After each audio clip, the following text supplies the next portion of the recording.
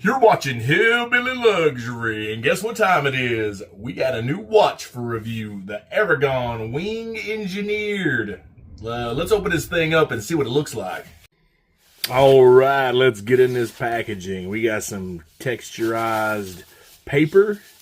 Kind of looks like a, I don't know, almost like a woven pattern. And then we got this chrome looking textured dragon and Aragon Wing Engineered. I really don't know about that wording, but let's open it up and see. All right, come on. Out of the box. All right.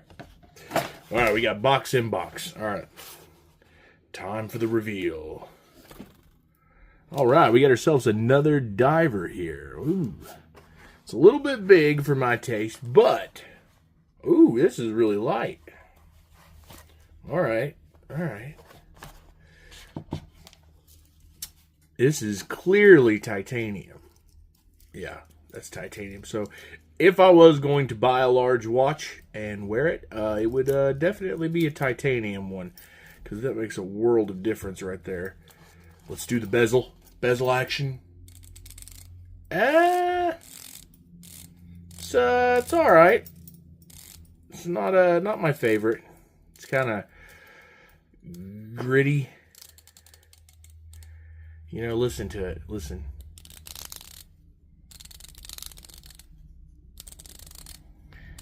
It doesn't feel very tactile. I mean, it's not got any play. It's probably just because it's titanium, you know. I've heard titanium. I've never had experience with a titanium bezel because I don't have any titanium dive watches, but I've heard that the bezel action on a lot of titanium watches is kind of tinny, kind of not feeling so good. So it's definitely not a nice positive click. It's more like it feels like it's dragging. You know what I mean? It's like a dull. But it's doable. It's like, you know, it's not gonna be my favorite fidget toy, you know, to sit and fidget with. Ooh, we got a display case back. All right, I didn't even notice that. All right, let's see what the crown action's like. Let's open this. Let's open. Oh, okay, we got a little bit of a pop. So at least it's a screw down crown and not just a pull or a push pull. I just feel like that's not a very good dive watch, even though they can be water resistant pretty high with just the right gaskets. It doesn't look like it has any, definitely not like a Rolex where the threading is on that crown tube. You would see a rubber gasket, and I don't see one there. I would assume there's one inside the crown. I mean, it's got a decent pop. It's not like a really good, you know, spring-loaded one. But, I mean, that's pretty decent. You can see it's got some spring action there. Screw it back down. What do we got there? 200 meters, 660 feet. So, you know, standard dive watch. What do we got going on here? No micro adjustments and a very small clasp. Only, I don't know if that's even, that might be a stainless steel clasp. Because the texture is different. You know what I mean? Like, this feels different than this. This feels like it could be just stainless steel, and this is titanium. Case is definitely titanium. Because if you look, it doesn't have the same color. It's like a different. So I'm thinking that, yeah, there it is. It's labeled stainless steel. Man, I'm good. But no, for real, we got push pins here. Typical with the arrows. It tells you which way to push them out. I like the rotor. The blue rotor pops. You know, it gives it a little bit of something. Let's peel this sticker on off here. So this watch has been worn by my friend. Like I said, this is not my watch. This is one of my friend's watches. He's grown a huge collection of watches, and he's like, hey, you should make YouTube videos about my watches. And I was like, sure, you know. So he's got so many of them, he can't wear them all at once. So, you know, it gives me an opportunity to make some videos of them. But yeah, so it's a little tight for me, but it fits me. This is, you know, pretty sized this is as big as I would go when it comes to watches. I mean, this is still not my ideal size for me. I still feel like it's oversized. But I could see, like, this would be my maximum. But I do enjoy that it's titanium, because even though it's titanium, it still has some weight to it. It's got a good weight. I mean, it weighs about, I'd say it weighs less than my Seiko Turtle. But it's still got, you know, some heft to it. I mean, that's a good looking dial. I mean, you know, it's a basic dial. It's nothing fancy, you know.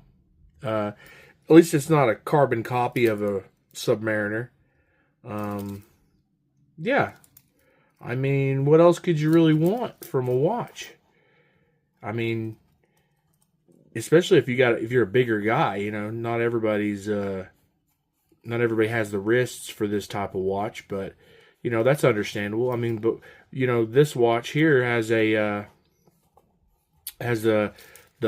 female end links. You can see how it just lays straight down like that, so you don't have to worry about extending your lug width or your case width or length. Length, not width. Width is this way. My bad. All right, let's see. What is this? Plastic, ceramic. It looks like it might be a ceramic bezel. Let me see if I can pull this watch up online. Okay, so pulling out the specs here, I managed to find one of these for $270, and that's not a bad deal for a titanium dive watch. So look at the specs here. We got 50 millimeter case, which is freaking giant. That's bigger than what I thought it was. So it wears smaller, I guess the weight, maybe, or maybe I'm just extremely fat. But it weighs only 7 ounces. Exhibition case back. So, you know, we got a titanium, screw down crown, ceramic. Oh, that is ceramic with luminescent, and it has a. So yeah, let's. I mean, you can see that's not a bad looking watch. We ain't got no pictures of it, do we? One picture. That's all you got. So this is direct from the Aragon website. All right, so. For that price, I mean, it's really not a bad deal. I mean, if you really want this type of watch, it's got a cool bracelet. What is that? Is that it's almost like a Jubilee, but more like an engineer style bracelet, maybe. But yeah, let's check out this Lume. All right. Oh, we got a full Lume dial here. All right, so we're gonna have to get this blasted up. Ooh, I like the different colors. So we got different colored Lume inside the markings, and then the hands. So the hands are the brightest, definitely. Let's move them here. Okay, you can see it ghosted. It left a shadow. So let's, now they got that other one out of the way, let's give it a little blast again. We could do it one more time, right? Oh yeah, that is cool. I do like I wish the Lume in the indices was a little brighter. It's very dim, but I can understand. It's $170, you know what I mean? Titanium, I mean, look, you got a little bit of glow action here, so this is definitely gonna be something you come in the door from being out inside in the sun, and it's definitely gonna glow. You're gonna get that little bit of enjoyment of your Lume every time you come inside. It's so, yeah, I mean, for the price, I mean, you're really doing pretty good. I mean, in closing thoughts, I'm just gonna say that if I was in the market for this size of watch, this would be, if I just had to have a big watch, you know what I mean? Like, that's like the thing I have to have is a massive watch. You know, that's a good size for me.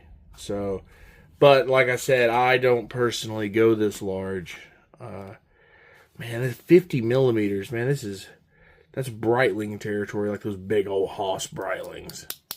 So, yeah, I don't like the clasp.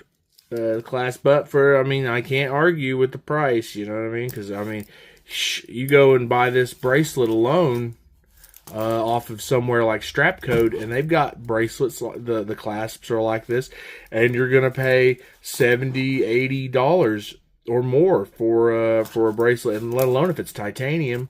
And then you got your dial and lume and your hands and the ceramic bezel, and I mean, you add all that stuff up, and manufacturing costs, I mean, I don't really know how they do it. It's simply, it comes from China.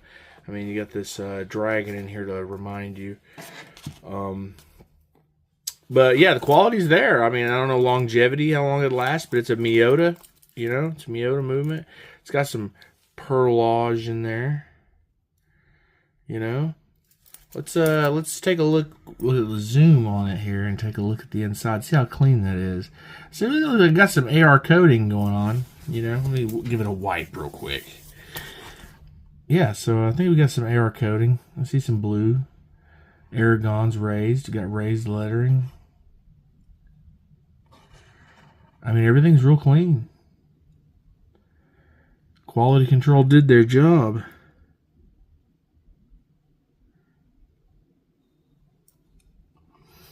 All right, well, that concludes this video. I'm going to put this up against the C-Stern full lume dial. We're going to have a big lume battle, see which one lasts the longest. But anyways, don't forget to subscribe and hit that like button, notification, all that good shit. You know what this is, man. Take it easy. Peace out.